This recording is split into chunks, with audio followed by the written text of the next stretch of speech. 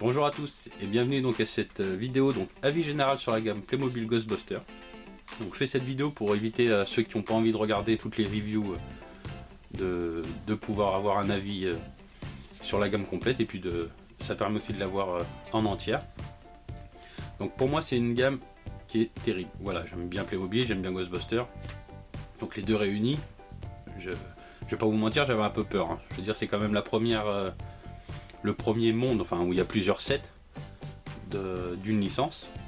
Mais pour moi le pari il est vraiment gagné. Honnêtement il est vraiment gagné, c'est juste terrible. Donc après on sait qu'on est chez Playmobil, même s'il y a des rumeurs qui disent qu'ils vont essayer de continuer les licences qu'ils font. Donc c'est-à-dire qu'ils essayer d'ajouter des sets à ce qu'ils ont fabriqué.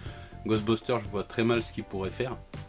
Donc bon, je pense plus à la gamme Dragon qui va sortir en septembre, où là effectivement il y a plus de possibilités donc pour rajouter des nouveaux sets par la suite.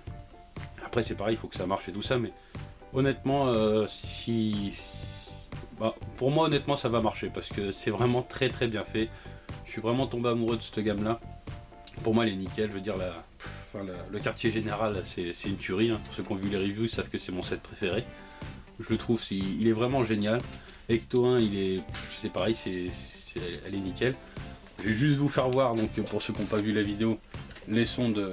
Il n'y a que Ecto 1 qui a des sons. Je vais vous faire voir donc la lumière et le son.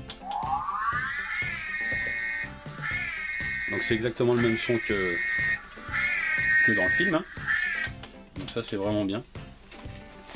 Donc le souci qu'il pourrait y avoir pour moi donc sur ces sets là, c'est peut-être Bibendum qui est un peu petit.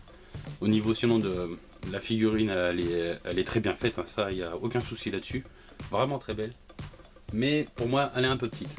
Voilà, c'est vraiment le seul truc que je vais avoir, à part si hormis les autocollants là, sur les Ghost Trap qui sont chiants. Enfin bon, il y en a dans chaque set, donc c'est un peu chiant, à part dans le set de Bouffe-Tout il n'y en a pas, mais dans tous les autres il y a ça. Et c'est vrai que c'est un peu chiant à la longue quand on les monte d'affilée. Voilà, il y a pas mal d'autocollants à mettre sur les côtés, dedans, enfin bon c'est un peu chiant. Mais sinon le reste c'est nickel. Puis une fois fini, voilà, ça claque, hein. C'est chiant à monter, mais donc c'est nickel. Donc pour moi mon classement préféré donc c'est le quartier général en 1. Donc parce que voilà, pour moi il est terrible, c'est le meilleur set. Après c'est Ecto 1. La voiture elle est vraiment géniale avec le son et tout ça. Donc ça vient en 2. Après j'aime bien, c'est mon troisième set, ça serait Bouffe-Tout. Voilà, Bouffe-Tout, c'est vrai que son stand de dog il est bien fait, il est agréable à monter. Puis la figurine je la trouve vraiment terrible. Après Bibendum. Voilà, même si je trouve la figurine un peu petite, c'est quand même une figurine très bien faite, vraiment très bien faite, et j'aimerais vraiment qu'il sorte un Bibendum en version XXL, ça serait vraiment terrible. Donc, je vais regarder sur mon bouquin, je mets mon bouquin à côté là, si je vois les figurines XXL pour vous faire voir ceux qui connaissent pas à quoi ça ressemble. Figurine XXL, c'est ça. Hop, les figurines XXL, hop, c'est ça. Donc c'est des grandes figurines, hein. Je sais plus combien elles font, je crois que il me semble que c'est 60 ou 70 cm, si je dis pas de bêtises, il n'y a pas marqué. Mais enfin une figurine comme ça de Bibendum, je veux dire par rapport au quartier général, elle serait vachement plus grand.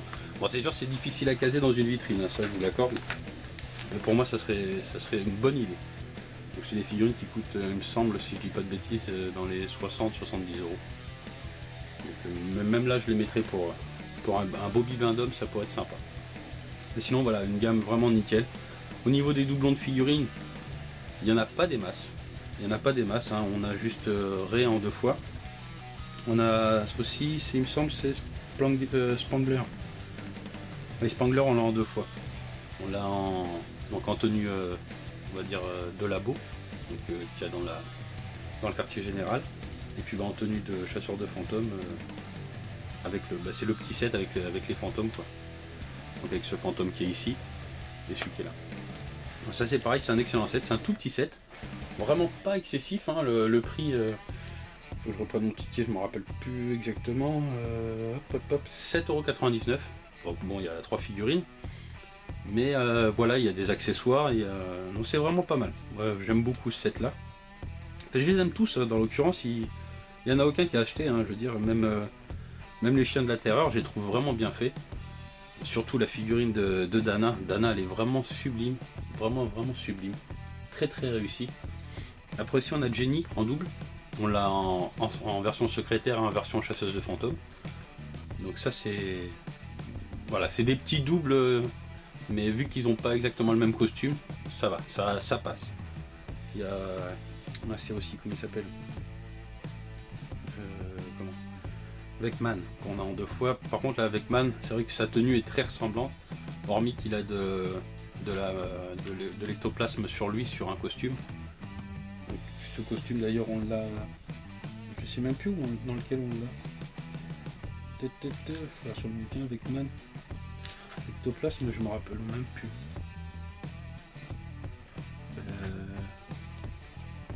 Ouais.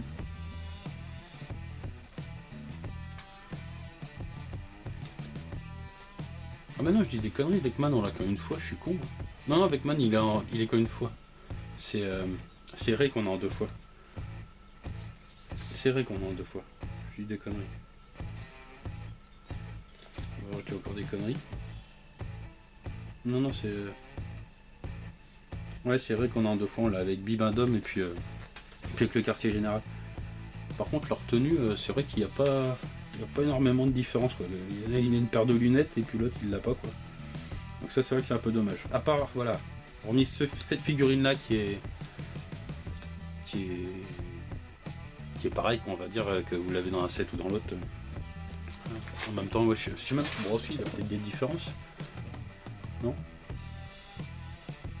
Ouais, il a un peu de blanc sur lui. Je sais pas si vous allez le voir. Là, il y a du blanc. C'est celle qui est en haut, là, il n'y a rien.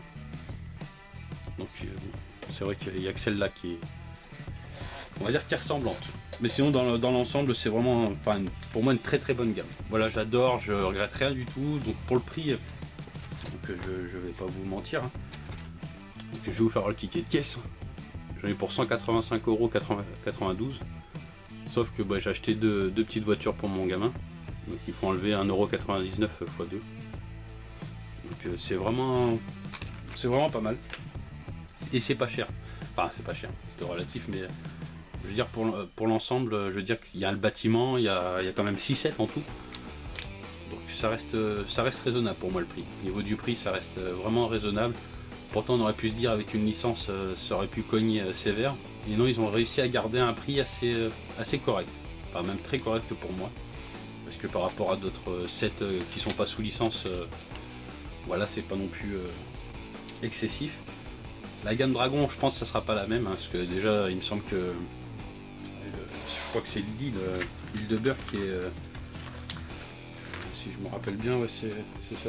Le campement de l'île de Burke, il me semble qu'elle est à 100. Enfin, elle va sortir à 119 €, un truc comme ça. Enfin, là par contre c'est plus la même. Bon après il n'y a pas le même nombre de pièces, c'est ça aussi qui diffère. Hein. Mais bon, pour Dragon j'avais fait le calcul, ça revient je crois à une cinquantaine ou 50 ou 60 € de plus que pour Ghostbusters. Au niveau des sets, il y en a 2, 4, 6, 7. Il y a 7 sets. Donc bon, ça compense, je veux dire il y a un set en plus. Donc ça représente ouais, 50, il me semble que c'est 50 € de plus. Donc ça représente un set à 50 €. Mais ça reste pour moi vraiment assez abordable, on va dire. Pour une gamme sous licence, ça reste abordable. Après, voir ce que ça va donner s'ils continuent ou pas. Bon, je pense qu'ils vont continuer parce que ça a marché. Ghostbusters, je pense pas que ça aurait été peut-être la licence à attaquer dès le départ pour se lancer dans la, on va dire dans le marché de la licence. Ils auraient mieux fait de commencer par Dragon pour attirer les plus jeunes, hein, parce qu'il faut pas se leurrer, c'est pas les collectionneurs qui vont faire vivre Playmobil. Hein, on les fait vivre quand même, mais c'est plus les enfants, enfin les enfants qui demandent au Père Noël ou à leur anniversaire d'avoir des Playmobil qui eux vont faire marcher le truc. Ghostbusters ça va pas trop leur parler, que Dragon ça va déjà plus leur parler. À voir après les licences qu'ils feront par la suite s'ils en font d'autres. Moi il y a quelques licences que j'aimerais bien voir adaptées en Playmobil, mais bon ça si on donnait tous notre avis, ça serait vraiment un gros bordel. Mais ça pourrait être pas mal, à voir. Moi pour le moment je suis pas déçu, c'est vraiment une très belle gamme, je regrette rien, j'adore, j'adhère à 100%. Voilà, Mais en tout cas, ce fut un plaisir de vous présenter cette gamme. Je vous souhaite à tous une bonne journée ou une bonne soirée, puis je vous dis à la prochaine pour une prochaine review. Salut.